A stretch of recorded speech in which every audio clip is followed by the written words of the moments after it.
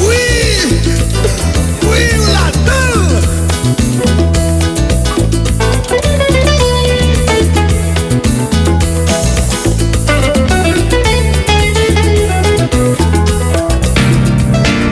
Sous Alter Radio, l'IFE. C'était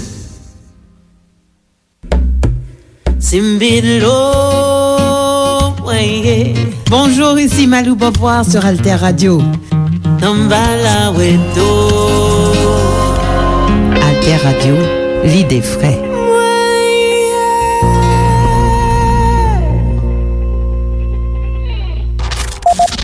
Information tout temps. Information sous toutes questions. Information dans toute forme.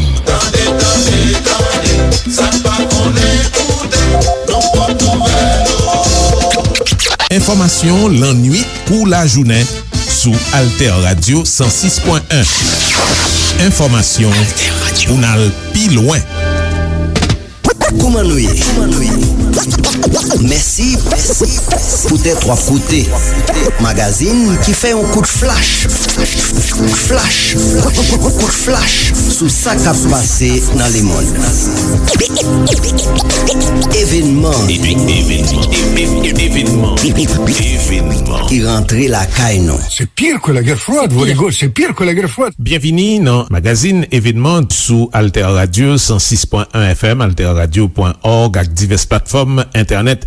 Magazine Événement toujours traité actualité internationale chaque semaine pour aider auditeurs et auditrices nous bien comprendre ce qui a passé sous scène internationale. Depuis 24 février passé, intervention pays la Russie dans pays Ukraine était pi gros point dans actualité internationale. Plus passé une semaine après, en pile débat fait sous conflit à intérêt qui cachait derrière pour pays occidental avec pour pays la Russie qui dit lui-même la régler propre problème sécurité pâle en face alliance occidentale là autant qui pas suspend menacer mettel en danger à travers pays Ukraine. Dans parler li fait dans téléphone avec président français Emmanuel Macron, Poutine fait connaître quitte c'est pas moyen négociation, quitte c'est avec coup de zame la Russie a privé dans objectif les fixer by tête li.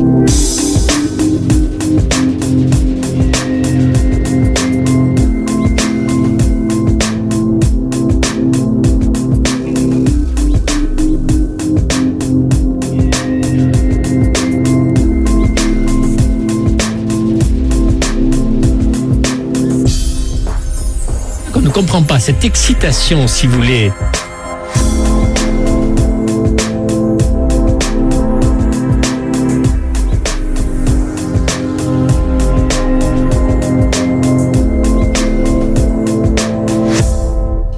Situation toujours gravement grave dans le pays Ukraine cap recevoir bombardement la Russie sans arrêter. Conseil sécurité Nations Unies t'a doué réuni en urgence lundi 7 mars là pour discuter sous crise la santé après invasion la Russie dans le pays Ukraine. L'autre négociation doit faite encore entre Kiev et Moscou. C'est sous frontière pays Biélorussie. Délégation prend rendez-vous. L'autre démarche qu'a fait c'est conversation téléphonique entre Macron et Poutine qui pas suspend président ukrainien lui-même li parlé dans téléphone plusieurs fois avec chef l'État américain Joe Biden dans week-end il a discuté sous possibilité financement pour Ukraine et puis pour renforcer sanctions contre la Russie. Gen démarche premier ministre israélien Naftali Bennett qui voulait faire médiation dans conflit en tout dans week-end il fait visite dans Moscou, dans Berlin capitale Allemagne et puis il parler dans téléphone avec président ukrainien. Dans démarche toujours nous pas capable pas souligner et ça très important, voyage gros officiel dans la Maison Blanche avec département d'État américain samedi 5 mars là dans Venezuela pour rencontrer avec membre gouvernement socialiste Nicolas Maduro qui s'est allié Moscou depuis longtemps. D'après New York Times, dans Caracas, délégation américaine voulait sonder si Nicolas Maduro paraît pour prendre distance avec Vladimir Poutine et si les États-Unis pas capable remplacer une partie dans importation pétrole la Russie avec pétrole vénézuélien que yo te suspend acheté depuis quelque temps. Nous-mêmes dans conflit qu'a développé là, n'a cherché fournir un élément qui permet tout éclaircir l'idée au plus ou moins sous ça qu'a passé puisque nous connaissons dans période la guerre faut yon moun très prudent avec information qui a circulé pour pas prendre nan manipulation. Dans programme ça, n'a gagné avis deux personnalités bien averties, c'est Vladimir Fedorovski, écrivain russe, ukrainien, ancien diplomate dans période la guerre frette qui parlait sous antenne France 24 et puis Yves Pozo Di Borgo, ancien président commission affaires étrangères et défense dans Sénat français.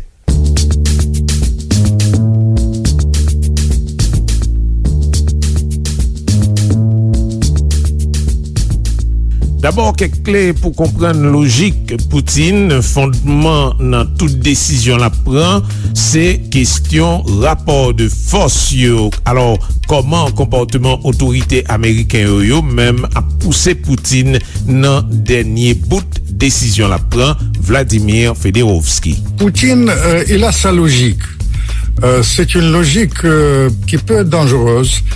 Quelques clés pour le comprendre. Tout d'abord, vous savez, c'est un enfant de la rue. Il a failli aller en prison. C'est quelqu'un qui est psychorigide, qui ne recule pas. Il se bat jusqu'au bout, comme l'enfant de la rue. Deuxième clé, c'est un excellent judoka. Vous ne pouvez pas imaginer jusqu'à quel point c'est un sportif. Chaque jour, je vais vous décrire sa journée. C'est 1h30 de sport, chaque jour, tous les jours. Et puis, une demi-heure avec copine, et puis jusqu'à 3h du matin au Kremlin. La clé, le sport, et ce qu'il fait même maintenant, il bouscule l'adversaire avec sa force. Vous comprenez? Il transforme ça. Ça, c'est deuxième clé. Et troisième clé, c'est plus banal, il est évidemment espion. Il mène même négociation comme un espion. Moi, j'ai mené négociation comme diplomate, c'est l'équilibre vraiment des intérêts. Mitterrand aimait ce mot-là que je lui ai dit, équilibre des intérêts. Et lui, c'est toujours équilibre de la force, c'est le rapport de force. Les rapports de force, et on le voit évidemment bien avec l'Ukraine, il y a eu évidemment ce moment qui nous a tous saisis, où il a dit demander aux armées de mettre en alerte le système, y compris nucléaire. Est-ce que, j'aimerais essayer de comprendre avec vous, Vladimir Fedorovski, est-ce qu'il faut prendre au sérieux celui qui apparaît aussi un peu comme fou? Il faut prendre ça au sérieux parce que nous avons maintenant trois scénarios. Trois scénarios, mais le premier scénario qui me perturbe, vous comprenez, j'étais à la fois comme Ukrainien, mais surtout comme artisan de la chute du mur, de la fin de la guerre froide. Ça me perturbe. Il y a une possibilité, parce que détrompez-vous, je vous ai expliqué, il ne reculera pas. Il me rappelle, vous savez qui, Staline, dans l'affaire. Parce que Staline, il était psychorigide aussi, il ne reculera pas. Mais de l'autre côté, nous avons Biden, et j'ai travaillé autrefois avec Brezhnev, pour être franc, et j'ai connu d'ailleurs Biden, mais Biden en forme. Maintenant, il est quand même assez âgé. Il me rappelle dans la manière de faire aussi Brezhnev. Par exemple, vous avez posé la question pourquoi. J'ai fait l'enquête sur le pourquoi il a mis en alerte et j'étais étonné que le déclic, c'était cette déclaration de Biden quand il a dit il y a 4 jours qu'il il a deux choix, soit la guerre mondiale, soit les sanctions. Vous avez compris qu'il va choisir les sanctions. Vous comprenez? Et les Russes, ils ont compris qu'il peut mettre ça et quelques minutes après... C'est donc une réponse pour vous, c'est une réponse aussi au propos du président Biden. Ça, c'est factuel. Ce qui me frappe beaucoup quand même dans ce que vous dites, Vladimir Fedorovski, c'est que vous mentionnez aussi l'âge et donc une forme de faiblesse de Biden? Est-ce que ça veut dire que Vladimir Poutine, qui justement revendique d'être en excellente forme, vous le disiez, de faire du sport tous les jours, est-ce qu'il y a aussi cet affrontement-là? Évidemment, mais attendez, on est dans le pire des scénarios, détrompez-vous. Vous comprenez, il y a, par exemple, avec les sanctions aussi, je pense qu'il faut être dur, mais en même temps, tout à l'heure, j'ai parlé avec les Américains, ils m'ont dit, détrompe-toi, il y aura pas de problème, les Russes, ils vont vivre mal, ils vont virer Poutine, il y aura le complot des oligarques. J'ai dit, vous rêvez. Vladimir Fedorovski a parlé kounien sous situation interne dans le pays Russie, dans le moment l'armée russe a multiplié offensive les sous-pays Ukraine, alors que le monde entrait, d'après lui, dans période qui pi raide passé époque yote relé la guerre fret la côté bloc l'ouest avec États-Unis et puis bloc l'est avec Union soviétique, t'es face pour face et puis youn t'es prête pour foncer sous l'autre. Les Russes, ils vont faire bloc. Pour l'instant.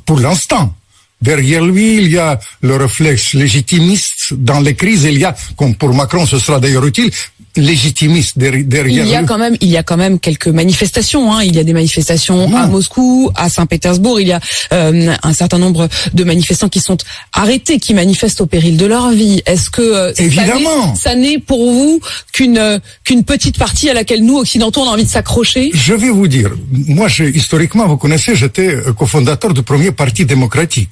Je suis en contact avec ces gens-là, en Russie. Ils sont courageux, j'admire leur courage, mais ils sont minoritaires. Pour l'instant, toutes les indications vont dans ce sens-là. Mais au-delà de ça, vous comprenez la répercussion? Moi, je décris ça dans ce livre sur les faces cachées de Poutine. Le monde où on est entré, c'est un monde hyper dangereux. Vous comprenez, Poutine, il a certes renforcé la cohésion de l'OTAN, c'est incontestable. Mais vous avez renforcé pour l'instant Poutine et vous l'avez poussé dans les bras de la Chine. Quand dites-vous? Non, je parle de l'OTAN, de l'Occident, de l'Occident. Vous comprenez, moi je regarde ça dans l'optique à la fois avec Mérossine et un combattant de la paix. Mais je tiens à vous dire, objectivement, constatons, il y a deux blocs. L'OTAN, cohésion de l'OTAN aujourd'hui, et de l'autre côté, il y a, objectivement, l'alliance anti-occidentale entre la Chine et la Russie et éventuellement avec l'Iran. Tout ça, c'est dangereux. Et au milieu, il y a l'Ukraine. Il y a deux choses très intéressantes que vous dites et sur lesquelles je voudrais rebondir. Vous parlez de bloc. C'est évidemment un mot qui rappelle les mots de la guerre froide. Deux blocs l'un face à l'autre. Et ensuite, vous parlez de la responsabilité. D'abord, sur ces blocs, est-ce que vous qui avez connu la guerre froide comme diplomate, est-ce que vous diriez qu'aujourd'hui, c'est à nouveau la guerre froide? C'est pire que la guerre froide, vous rigolez, c'est pire que la guerre froide. Je vais vous dire pourquoi. Parce que j'étais diplomate pendant la guerre froide. Il y avait des règles, il y avait des accords. J'ai travaillé beaucoup pour la sortie de la guerre froide. Les accords, rien n'existe aujourd'hui. Rien n'existe. Et à côté de ça, il y a, vous savez, il y a un mélange de genres. C'est-à-dire, il y a la propagande beaucoup, que chacun fait sa propagande, mais pendant la guerre froide, il y avait les distinctions. D'un côté, il y avait les gens qui fait leur truc, propagande, mentaient, mais ils ne croyaient pas à leurs mensonges. Aujourd'hui, c'est pire. Il y a le mélange de genres, d'où vient le monde qui m'effraie. Je tiens à vous dire une chose, comme Ukrainien et comme Russe. Je voudrais quand même lancer un appel, parce que cette situation est dramatique. Il faut immédiatement organiser, immédiatement se voir. Et c'est pour ça que je soutiens le président Macron quand il dit long chemin pour la désescalade. Immédiatement se rencontrer. Je constate qu'au président Zelensky, il a parlé de statut neutre de Kiev. C'est son idée. Je constate que Poutine, il a toujours dit qu'il veut rester 2 semaines en Ukraine. Il ne veut pas rester beaucoup de temps. Et vous le croyez là-dessus? Mais attendez, vous savez, il faut rien, je ne crois à rien. Je vois que il y a une base. Et je constate, comme vous, que c'est pas suffisant les subalternes, il faut y aller. Et vous comprenez, francophile que je suis, il ne faut pas sous-estimer l'aura de la diplomatie française. Il y avait De Gaulle qui a adulé l'Europe de l'Atlantique à l'Oural, il y avait Mitterrand avec ça, mais mon ami Védrine, extraordinaire ministre des Affaires étrangères, tout ça. Il y a aussi Chirac, avec sa russophilie, etc. Il y a président Sarkozy qui a vu Macron, qui a soutenu Macron, s'il vous plaît, avec son expérience. Il faut utiliser, c'est le moment, mais mon déchirement aujourd'hui, vous comprenez, la libanisation de l'Ukraine, puisqu'ils ont distribué les armes. Demain, s'il y a les combats des rues à Kiev, vous comprenez, je ne dors pas déjà la nuit. Je vous dis encore une fois, il faut faire tout pour la paix et il faut soutenir la démarche de Macron.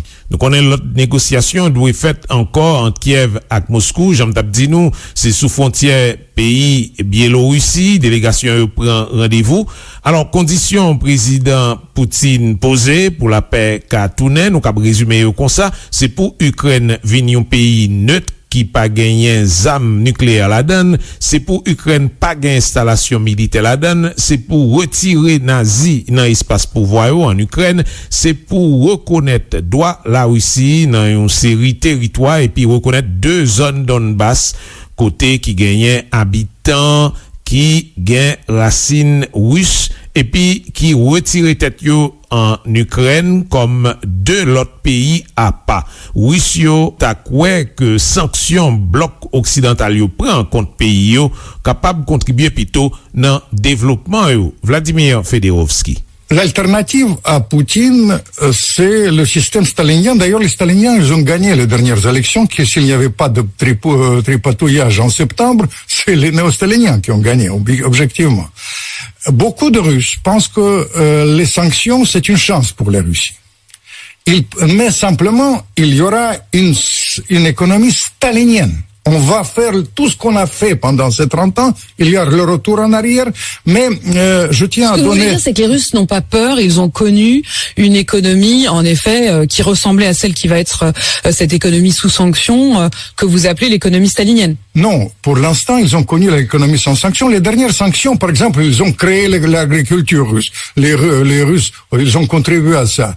Mais les sanctions, tous les économistes, ils savent, ils ressemblent parfois aux mesures protectionnistes. Par exemple, les sanctions en Italie autrefois, mais c'est surtout les sanctions en Afrique du Sud, ils ont contribué au développement de la Russie. Simplement, il y a une autarcie. C'est une 7e partie du monde.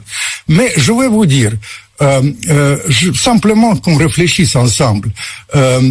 Sous Eltsine, les Russes ont vécu 10 fois moins bien que maintenant, que sous Poutine. Tout à l'heure, avec les Américains, ils m'ont dit qu'ils vont perdre la moitié de leur pouvoir d'achat. Mais c'est toujours beaucoup mieux. Mais voilà, que s'ils avaient perdu. Simplement, pour l'instant, je vous dis, je suis prudent. Parce que pour l'instant, les sanctions, d'ailleurs les problèmes russes camouflent, c'est-à-dire Poutine camoufle les problèmes russes. Il dit maintenant, ça ne marche pas l'économie, pas parce que j'ai pas fait ça, mais c'est l'Occident qui est fautif. Et ça crée un ennemi. Et ça donne maintenant, pour l'instant, je vous dis encore une fois, tout en soulevant le courage qui exprime leur désaccord. Mais ça donne à la population russe, si je comprends bien ce que vous voulez dire, une forme, au contraire, de cohésion derrière leur chef Poutine.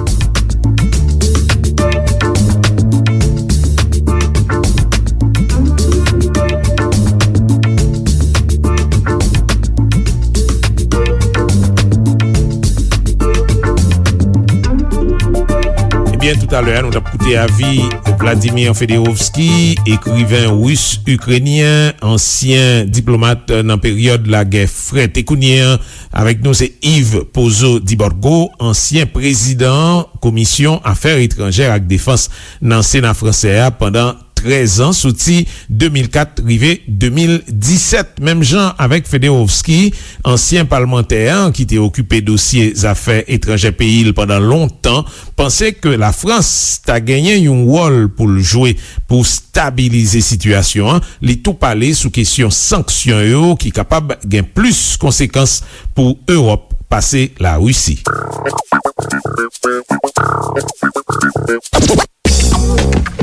Quels sont les accords de défense que l'Union européenne ou que la France a avec l'Ukraine? Aucun. Il n'y a aucun accord de défense. Enfin, autant à ma connaissance, moi que quelqu'un me dise le contraire. Il y a un accord économique entre l'Union européenne et l'Ukraine qui date de quelques années, mais à ma connaissance, il n'y a aucun accord. Deuxièmement, la Commission européenne n'a aucune compétence sur les problèmes de défense. Aucune. Et quand je découvre, si vous voulez, que Madame Ursula von der Leyen, si vous voulez, décide d'acheter des armes, c'est quand même un processus d'acte de guerre, c'est-à-dire un processus de rentrer en guerre avec la Russie. Je me dis, mais enfin, attendez, qu'est-ce qui se passe?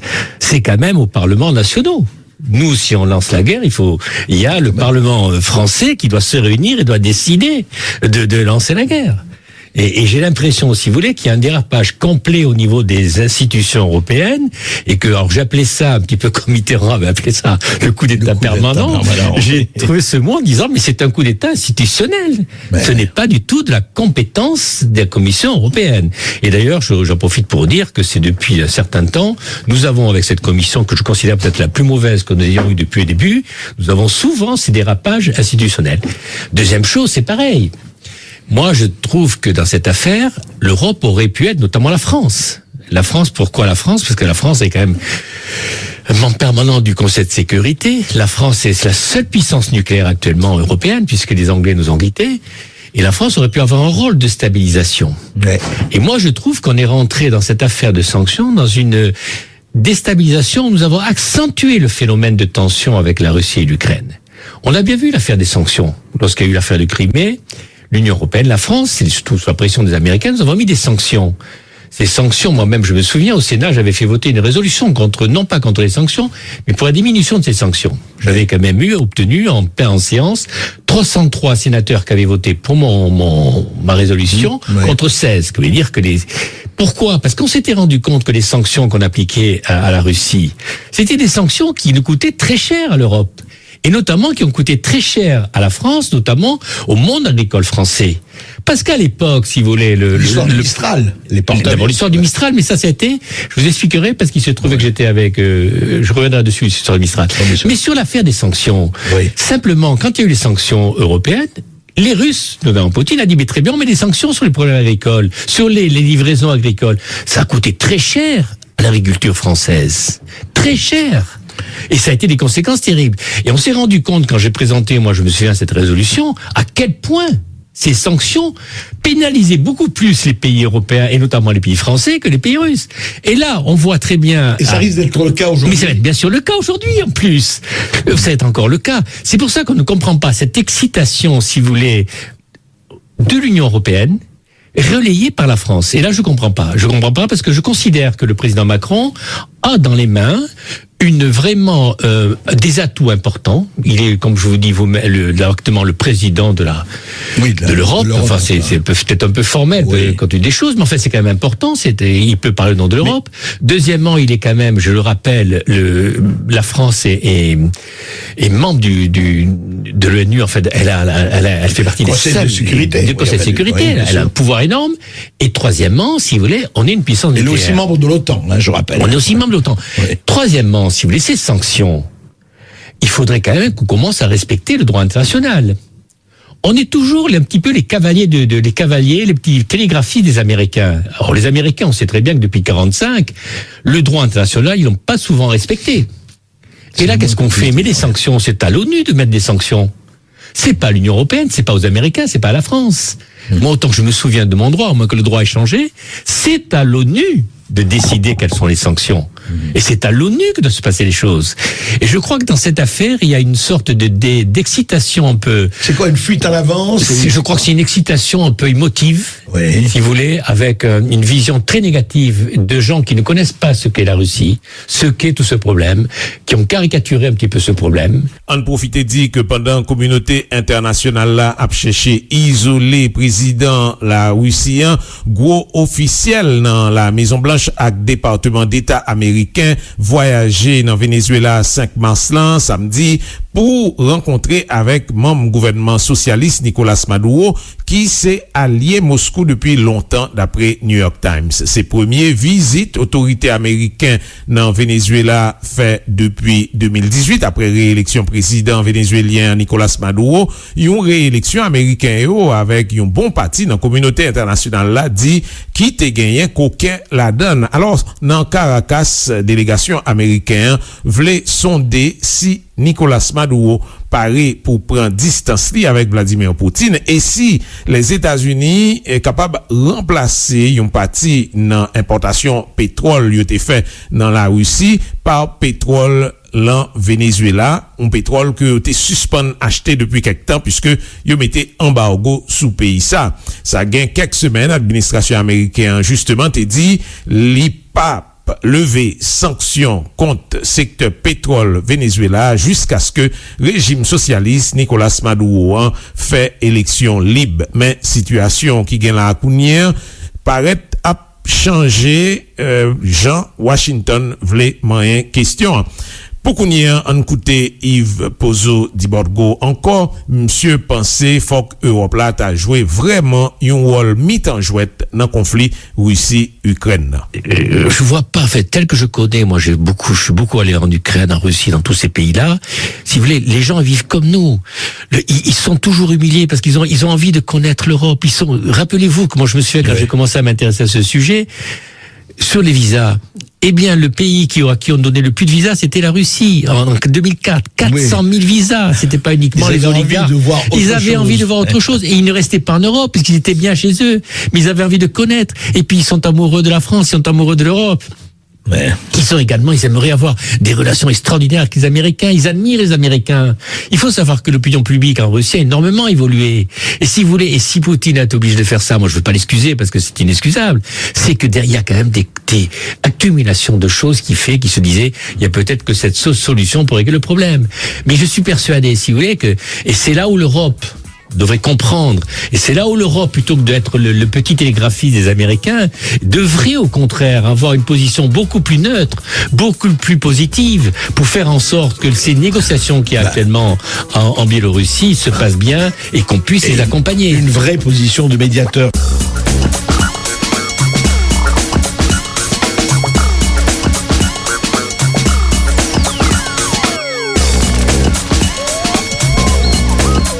Yves Pozo Diborgo, c'est ancien président commission affaires étrangères et défense dans le Sénat français pendant 13 ans, sorti 2004, arrivé 2017. Événement.